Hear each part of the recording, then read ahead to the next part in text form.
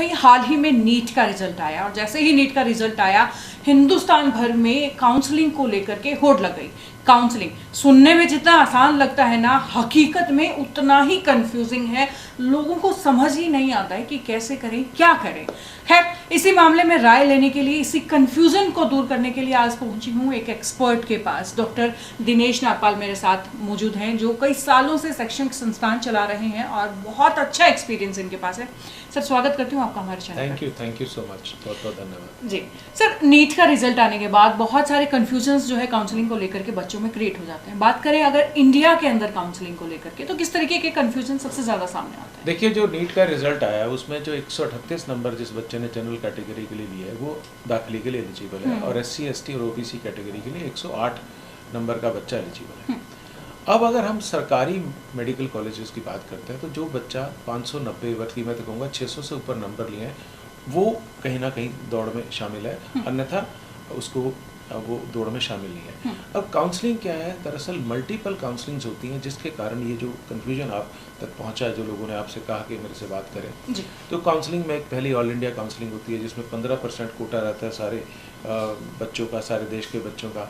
इसके अलावा deemed universities की अलग काउंसलिंग होती है, फिर हर स्टेट की अलग काउंसलिंग होती है। इसके अलावा कुछ ऐसे स्टेट हैं जो कि दूसरे स्टेट के बच्चों को अपने यहाँ दाखिला ही नहीं देते, जैसे कि मान लीजिए हमारे पड़ोसी प्रदेश है पंजाब, वहाँ पे नॉन डोमिसाइल जो है बच्चा वो दाखिला नहीं ले सकता। अच्छा। अब इसमें जो है सबसे बड़ी जो चीज़ है वो बच्चों को ऐसा लगता है कि मेरे नंबर बहुत कम आ गए या मेरे नंबर ज़्यादा आ गए, मुझे दाखिला मिलेगा या नहीं मिलेगा। देखिए, जिस बच्चे के 138 से ऊपर नंबर है वो दाखिले के लिए एलिजिबल है।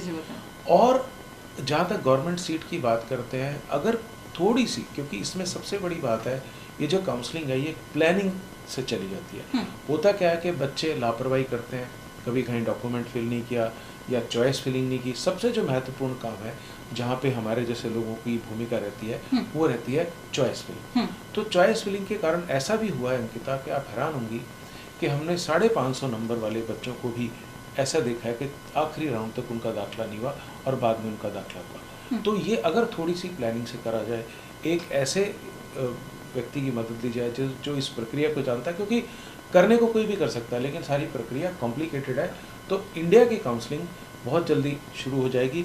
और जो है बच्चे ऐसा ना समझें कि उनके 200 नंबर आए हैं तो उनको दाखिला नहीं मिल सकता, उनको एक ठीक प्राइवेट मेडिकल कॉलेज में दाखिला मिल सकता है, जिसके ज़्यादा आए उसको भी मिल सकता है जी। लेकिन सर, प्राइवेट कॉलेजेस का जहाँ पर नाम आ जाता है वहाँ सबसे पहला और सबसे बड़ा सवाल उठता है फीस स्ट्रक्चर को लेकर के, क्योंकि लोगों का मानना है कि अगर गवर्नमेंट में हो गया तो ठीक है, लेकिन अगर प्राइवेट में हो रहा है तो बहुत महंगा वो कोर्स आपको पढ़ने वाला है। तो इसको लेकर के आप क्या राय देंगे? देखिए, भारत में डॉक्टर्स की, पूरे विश्व में मैं कहूँगा डॉक्टर्स की बहुत कमी है। भारत में अभी भी 6 लाख डॉक्टर्स की कमी है। और प्राइवेट मेडिकल कॉलेज की अगर मैं बात करता हूँ तो 10 लाख रुपए सालाना से लेकर 15 लाख रुपए सालाना के बीच में फीस रहती है, और बहुत सारे लोग ऐसे हैं जो इसको अफोर्ड कर सकते हैं। और MBBS के अंदर इतना पैसा इन्वेस्ट करने में, इतना पैसा लगाने में कोई इसलिए दिक्कत नहीं है क्योंकि आप खुद जानती हैं कि डॉक्टर की इस समाज में क्या महत्ता है। तो जो लोग अफोर्ड कर सकते हैं उनको निश्चित तौर से जाना चाहिए, और बहुत ज़्यादा जो लोग ड्रॉप करने के बारे में सोचते हैं वो नहीं होना चाहिए। और प्राइवेट मेडिकल कॉलेजेस की जो शिक्षा व्यवस्था है वो ऐसा नहीं है कि अच्छी नहीं है जी।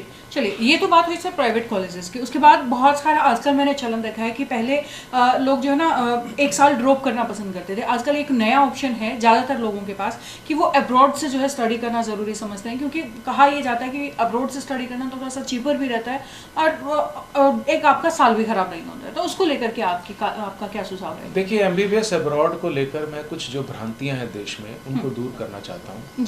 लोगों को ऐसा लगता है कि MBBS से फॉरेन से करके आने के बाद में जो भारत में एक टेस्ट होता है FMGLE, उसको पास करना बहुत मुश्किल है। वो ऐसा नहीं है। इस बार जो FMGLE का रिजल्ट है वो लगभग 60-65% आया है। और 2023 में जो NMC के अंदर नया बिल आया है उसमें एक नेक्स्ट करके एग्ज़ाम आएगा जिसमें भारत का बच्चे हो, चाहे MBBS से किया हो, चाहे विदेश से करके आया हो, दोनों को एक ही प्रक्रिया से, एक ही टेस्ट से, लाइसेंसर एग्जाम से गुजरना पड़ेगा।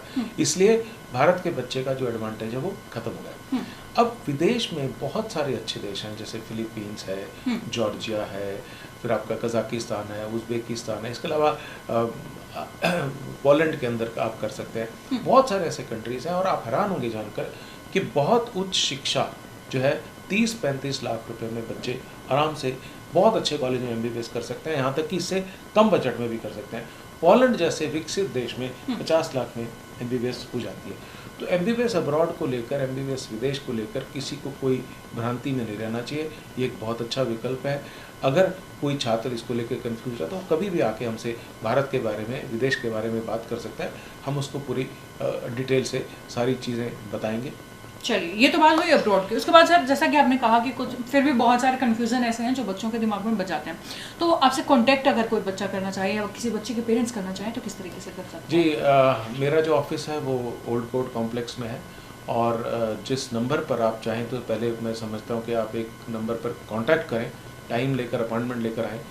नंबर दोहराना चाहूँगा 98-121-4899, 98-121 48 और 999, और इसके अलावा 8295831831, ये विशाल जी का नंबर है। पहला नंबर जो है वो मेरा है। तो इन नंबरों पर आप संपर्क करके